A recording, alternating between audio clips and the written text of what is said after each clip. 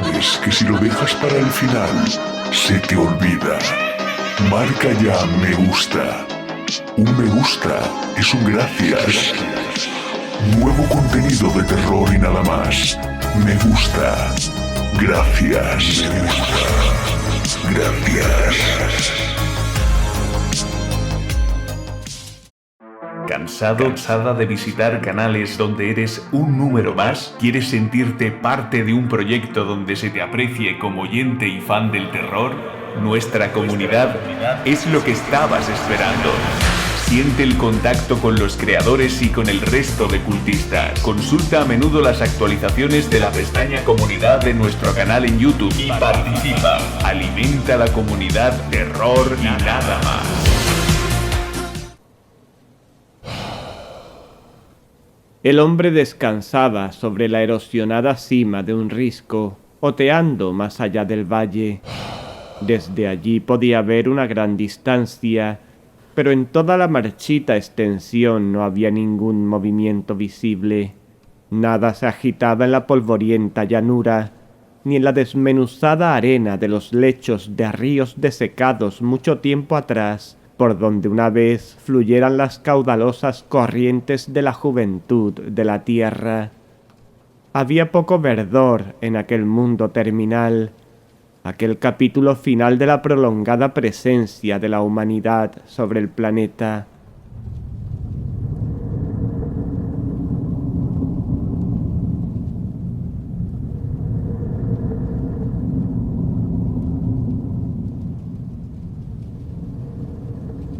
Durante incontables eones, la sequía y las tormentas de arena habían asolado todas las tierras.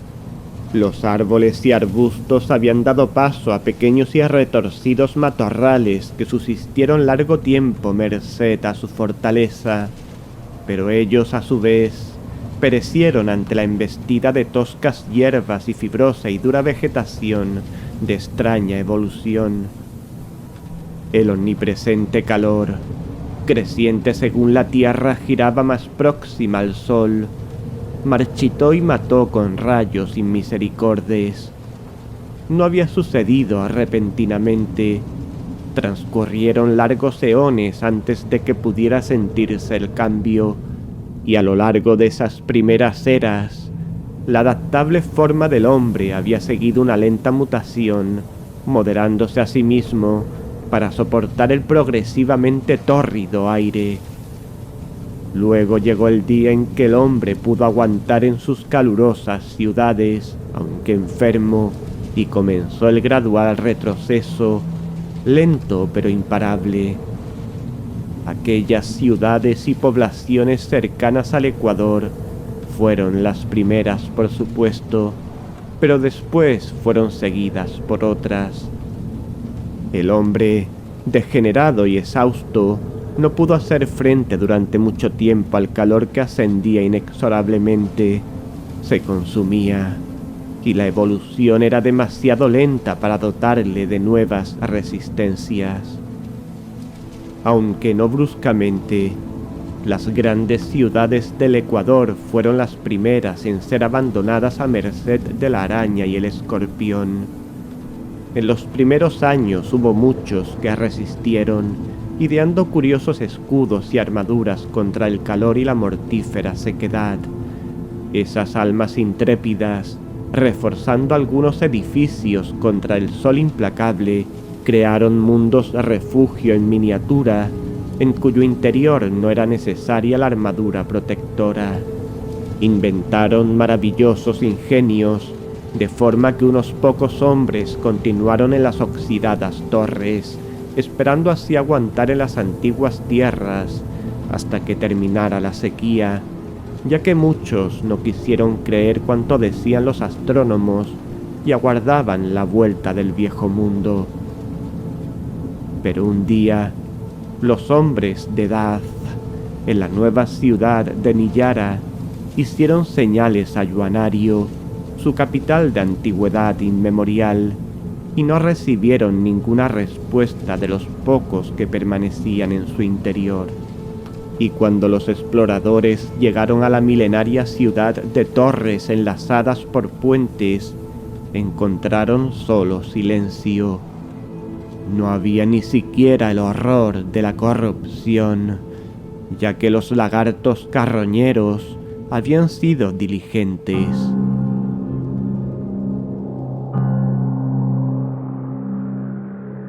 Solo entonces la gente comprendió plenamente que aquellas ciudades estaban perdidas para ellos y supieron que debían abandonarlas por siempre a la naturaleza. Los otros colonizadores de las tierras cálidas huyeron de sus arriesgadas posiciones y el silencio total reinó entre los altos muros de basalto de 1.000.000 de torres vacías. De las densas muchedumbres y actividades multitudinarias del pasado, no quedó finalmente nada. Entonces allí se alzaron contra los desiertos sin lluvia las ahuecadas torres de hogares vacíos, factorías y estructuras de todas clases, reflejando la deslumbrante radiación del sol y agostándose bajo él cada vez más intolerable el calor. Muchas tierras, sin embargo, habían escapado aún a la plaga abrasadora, por lo que pronto los refugiados fueron absorbidos en la vida de un nuevo mundo. Durante siglos extrañamente prósperos, las blanqueadas ciudades desiertas del Ecuador fueron medio olvidadas y adornadas con fantásticas fábulas. Hubo pocos pensamientos sobre aquellas torres espectrales en ruinas, aquellos montones de muros gastados invadidos por cactus, oscuramente silenciosas y abandonadas.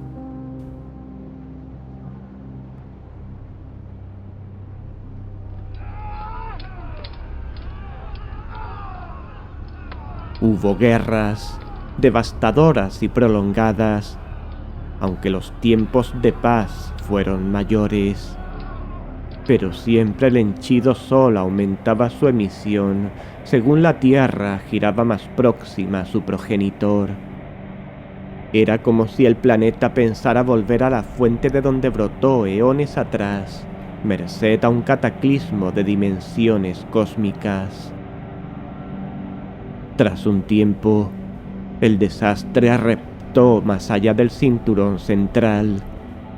El sur de Yarad se convirtió en un árido desierto, y luego el norte, en Peraz y Baling, cuyas antiguas ciudades fueron habitadas durante incontables siglos, tan solo se movían las escamosas formas de la serpiente y la salamandra, y en la última Lotón solo se escuchaba las esporádicas caídas de las tambaleantes torres y las desmoronadas cúpulas. El gran desahucio del hombre de los dominios que siempre conocieran tuvo lugar lenta, universal e inexorablemente. Ninguna tierra en el interior del creciente y destructor cinturón se libró.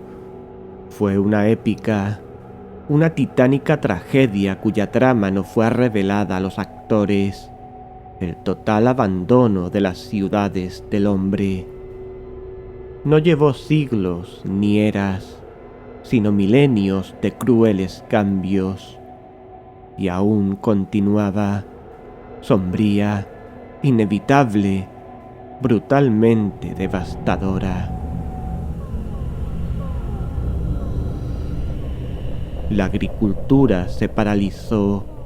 Rápidamente el mundo se volvió demasiado árido para las cosechas. Se remedió mediante sustitutos artificiales, pronto universalmente empleados, y mientras los viejos lugares que habían conocido los grandes hechos de los mortales eran abandonados, el botín rescatado por los fugitivos mermó más y más. Objetos del mayor valor e importancia quedaron olvidados en museos muertos, perdidos entre los siglos, y al fin la herencia de un pasado inmemorial fue abandonada. La decadencia, tanto física como cultural, surgió con el insidioso calor, ya que los hombres habían vivido tanto tiempo cómodos y seguros de que este éxodo de pasados escenarios fue difícil. Tales sucesos no fueron recibidos temáticamente. Su misma lentitud era aterradora. La degradación y el desastre fueron pronto comunes. Los gobiernos se disolvieron y las desamparadas civilizaciones se sumieron en la barbarie. Luego, 49 siglos después de la ruina del cinturón ecuatorial, todo el hemisferio oeste quedó despoblado y el caos fue completo. No hubo trazas de orden o decencia en las últimas escenas de esta titánica, atroz e impresionante migración. Locura y frenesí acosaron a todos, y los fanáticos portavoces de un Armagedón estaban a la orden del día.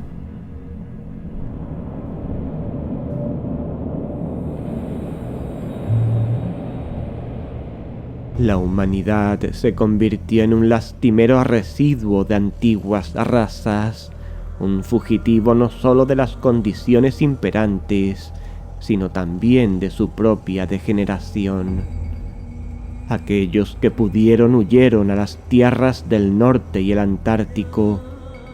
El resto se sumió durante años en una increíble Saturnalia, dudando vagamente de la cercana tragedia. En la ciudad de Borligo se llevó a cabo la total ejecución de los nuevos profetas tras meses de espera infructuosa. Pensaron que la fuga a tierras del norte era innecesaria y no aguardaban el amenazador final. Cómo perecieron debió ser terrible sin duda. Aquellas vanas y necias criaturas que pensaron desafiar al mismísimo universo, pero las tiznadas y chamuscadas torres son mudas. Tales sucesos, no obstante, no deben ser registrados, porque hay cosas más importantes para considerar que la lenta y total caída de una civilización perdida. Durante un largo periodo, la moral tuvo su punto más bajo entre los pocos valientes asentados en las riberas del Ártico y el Antártico, tan templados como lo fuera el sur de Yarat, en tiempos muy pretéritos. Pero aquello era solo una prórroga. El suelo era fértil y las perdidas artes de la primera ganadería fueron recobradas de nuevo. Fue durante mucho tiempo un tranquilo y pequeño epítome de las tierras perdidas, aunque no había ya inmensas multitudes ni grandes edificios, tan solo el diseminado remanente de humanidad superviviente a eones de cambios, habitando aquellas dispersas poblaciones de la tierra tardía. ¿Cuántos milenios duró esto? No se sabe.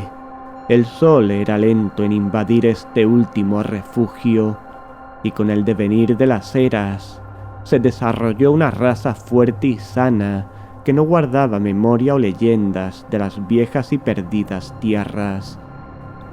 Este nuevo pueblo efectuaba pocas navegaciones, y las máquinas voladoras estaban totalmente olvidadas.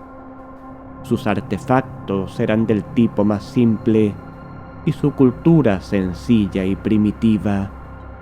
Aún así, eran felices y aceptaban el caluroso clima como algo natural y acostumbrado, pero desconocidos para aquellos sencillos campesinos. Aún mayores rigores de la naturaleza les estaban reservados. Mientras pasaban las generaciones, las aguas del vasto e insondable océano fueron secándose lentamente, enriqueciendo el aire y el reseco suelo, pero menguando más a cada siglo. El batiente oleaje aún relucía claro, y los tornadizos remolinos permanecían, pero un destino de desecación pendía sobre la total extensión de las aguas. No obstante, la merma no podía ser detectada excepto mediante instrumentos más delicados que los conocidos por la raza. Aun descubriendo la gente esta contracción del océano, no es probable que cundieran grandes alarmas o perturbaciones, ya que las pérdidas eran tan ligeras y los mares tan grandes, solo unos pocos centímetros durante muchos siglos, pero en muchos siglos e incrementándose.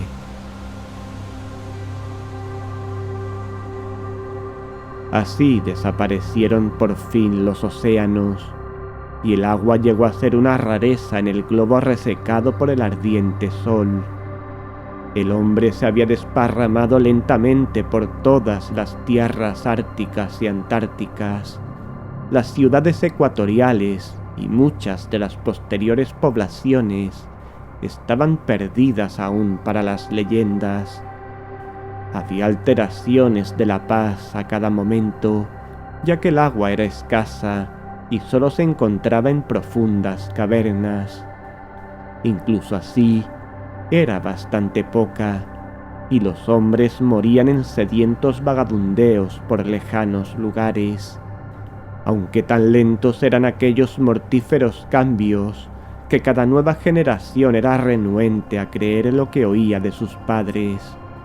Nadie quería admitir que el calor hubiera sido menor o el agua más abundante en los viejos tiempos, ni guardarse del ardor resecante y agostador que estaba por llegar. Así fue hasta el final, cuando solo unos pocos centenares de humanos jadeaban en busca de aliento bajo el cruel sol, un mísero puñado agrupado de los incontables millones que una vez moraran sobre el sentenciado planeta.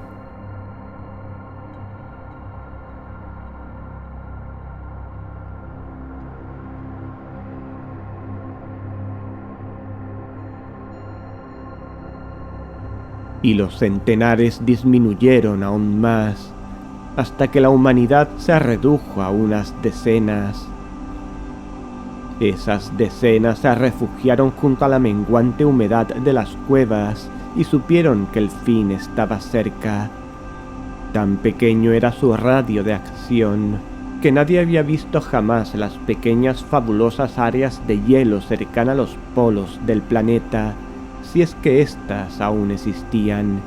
Incluso de haber sido así, y de haber sido conocidas por los hombres, nadie podría haberlas alcanzado a través de los formidables desiertos sin caminos. Y así el último y patético arresto disminuía. No puede describirse esa espantosa cadena de sucesos que despoblaron la tierra entera. Es demasiado tremendo para que nadie pueda pintarlos o abarcarlos. Del pueblo de las eras afortunadas de la tierra, miles de millones de años atrás, solo unos pocos profetas y locos pudieron haber concebido lo que iba a suceder. Pudieron haber tenido visiones de las tierras silenciosas y muertas, y los lechos de los mares totalmente vacíos. El resto habría dudado tanto de la sombra de cambio sobre el planeta, como de la sombra de sentencia sobre la especie, ya que el hombre se ha considerado siempre como el amo inmortal de las cosas naturales.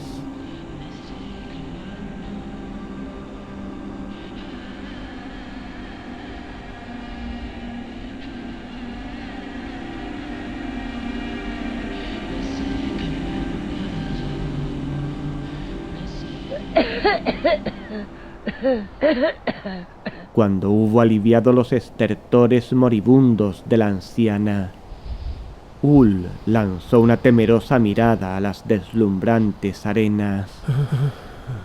Ella había sido un ser espantoso, arrugado y deshidratado como una hoja marchita.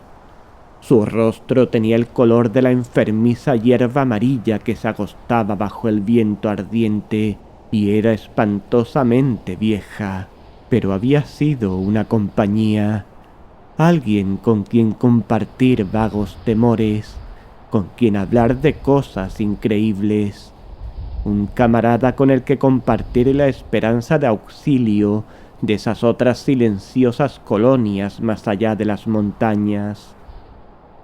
No podía creer que no viviera nadie en alguna otra parte, ya que Ul era joven y no tenía la certidumbre de la anciana.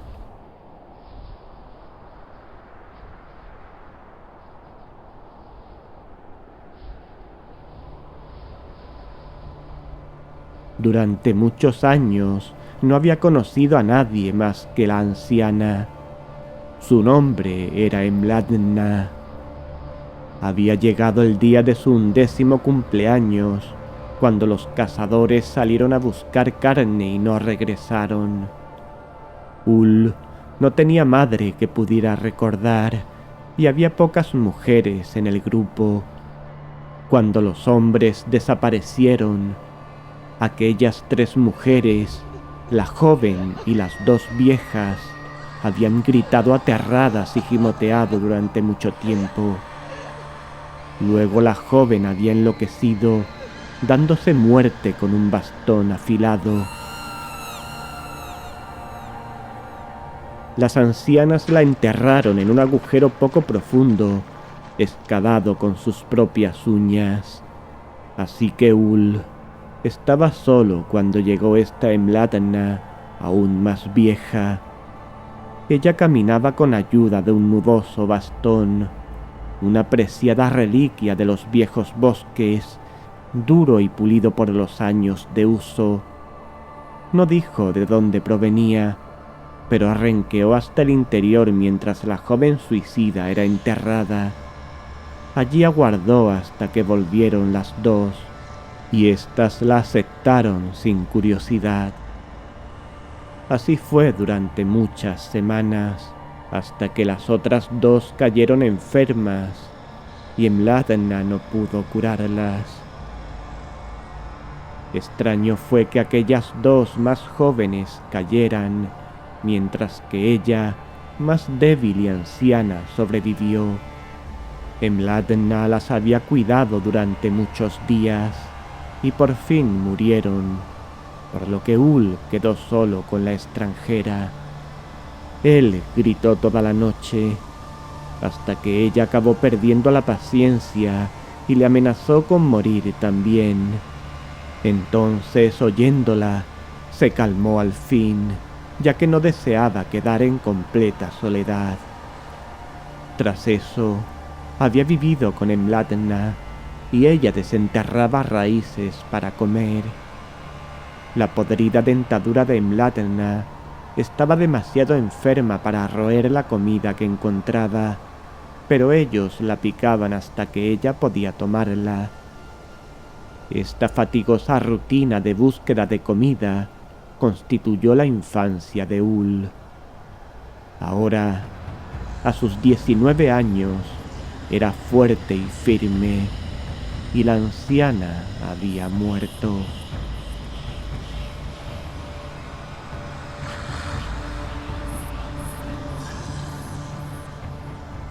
No había nada que le atara allí, por lo que se decidió por fin a buscar aquellas fabulosas cabañas detrás de las montañas y vivir con aquel pueblo. Ul cerró la puerta de su choza y dejó a la mujer muerta en su interior. Medio deslumbrado y aterrado ante su propia audacia, caminó durante largas horas por las secas hierbas hasta que por fin alcanzó las primeras estribaciones de las colinas.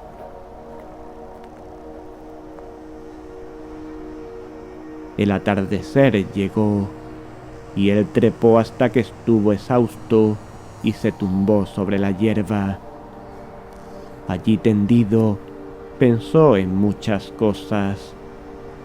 Se preguntó acerca de la vida extranjera, apasionadamente ansioso de alcanzar a la perdida colonia del otro lado de las montañas, pero al fin se durmió. Cuando despertó, había luz de estrellas en su rostro y se sintió vigorizado.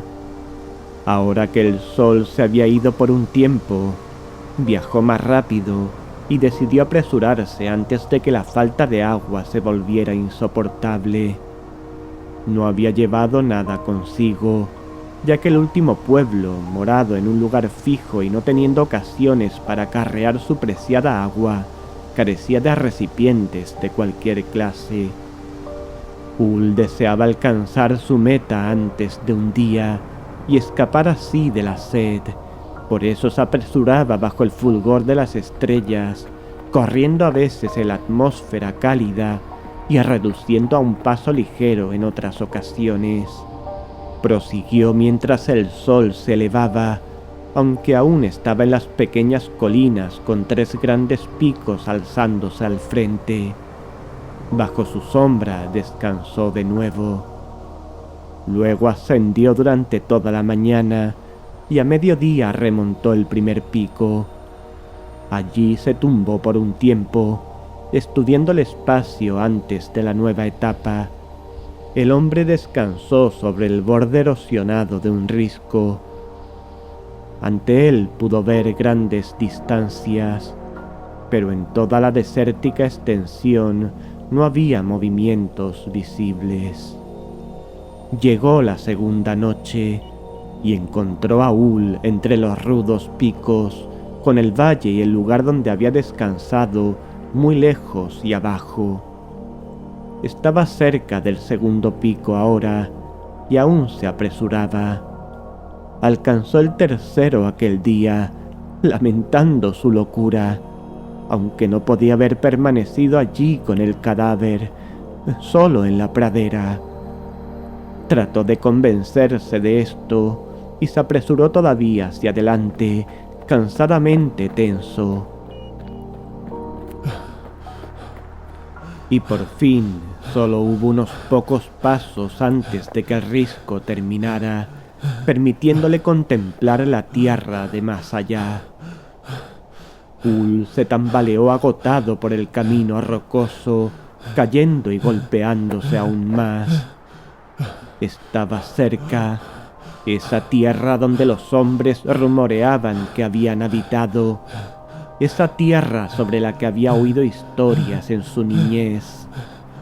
El camino era largo, pero la recompensa grande. Una roca de gigantesco perímetro interrumpió su vista, y él la escaló ansiosamente. Por fin pudo contemplar el sumido orbe de su tan ansiado destino, y sus doloridos y sedientos músculos fueron olvidados cuando vio con alegría que una pequeña aglomeración de construcciones pendía de la base del risco más lejano. Ul no se detuvo, sino que espoleado por lo que vio, corrió, se tambaleó y se arrastró el kilómetro restante. Creyó detectar formas entre las rústicas cabañas. El sol estaba a punto de ponerse, el odioso, devastador sol que había acabado con la humanidad. No pudo vislumbrar detalles, pero pronto las cabañas estuvieron cerca. Eran muy viejas, de bloques arcillosos, consumidos por la perenne sequedad del mundo moribundo. Poco en efecto cambiaba, excepto por los seres vivientes, las hierbas y aquellos últimos hombres. Ante él, una puerta abierta pendía de toscos goznes. Bajo la luz moribunda Ul entró exhausto, buscando con avidez los ansiados rostros. Luego se desplomó sobre el suelo y lloró a mares, No, ya que sobre la mesa se apoyaba un reseco y antiguo esqueleto. No.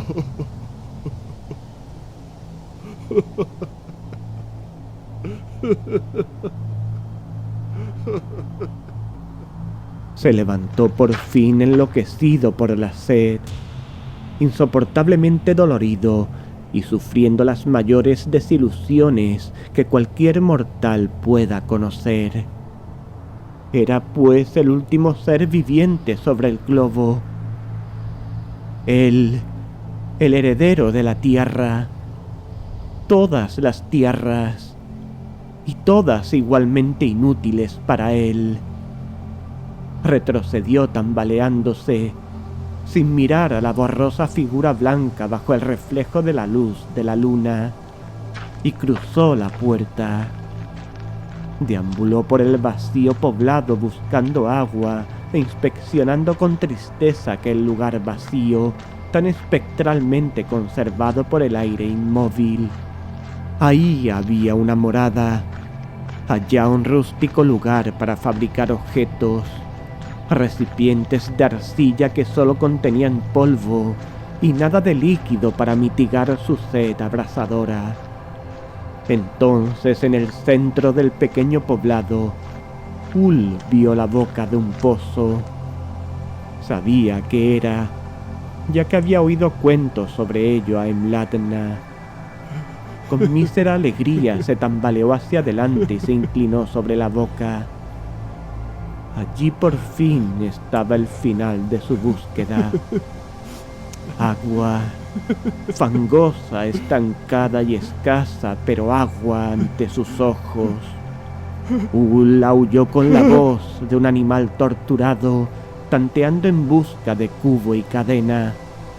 Su mano resbaló en el fangoso borde y cayó sobre el pecho en el pretil. Durante un instante se mantuvo allí. Luego, sin un sonido, su cuerpo se precipitó en el negro pozo. Hubo un ligero chapuzón en la tenebrosa superficie cuando impactó contra una piedra sumergida, desprendida eones atrás de la masiva albardilla.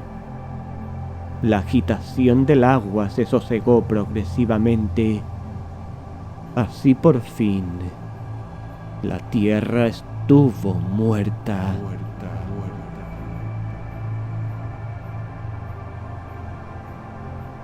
El último superviviente digno de lástima había perecido. Los incontables miles de millones, los lentos eones, los imperios y civilizaciones de la humanidad se resumían en aquella pobre forma retorcida.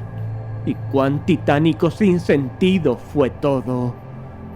Ahora, en efecto, había llegado un final y clímax para todos los esfuerzos de la humanidad.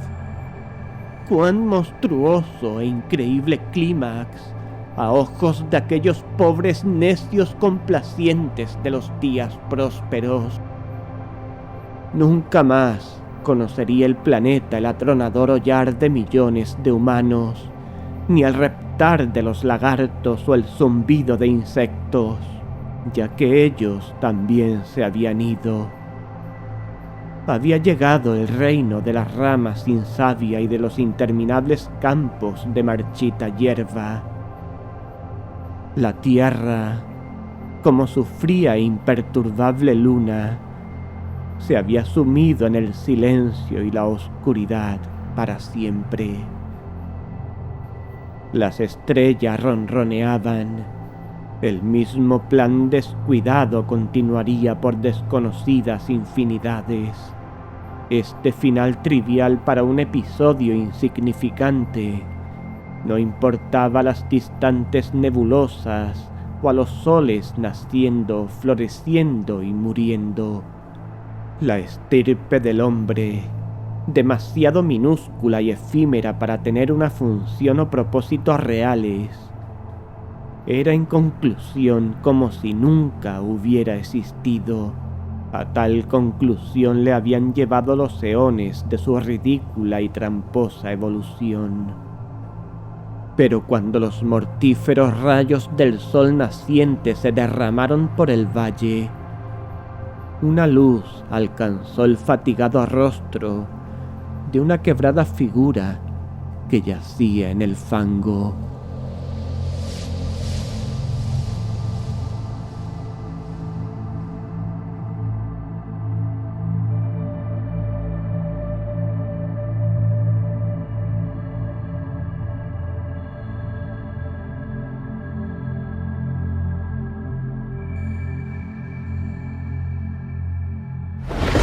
Hasta en los mares, de Robert Howard Barlow y Howard Phillips Lovecraft, narrado y montado por Antonio Reverte, para Noches de Miedo, una producción de terror y nada más. No olvides marcar me gusta y dejarnos tu comentario. Terror y nada más 2018. Síguenos en tus redes sociales favoritas. Tengo miedo. Noche.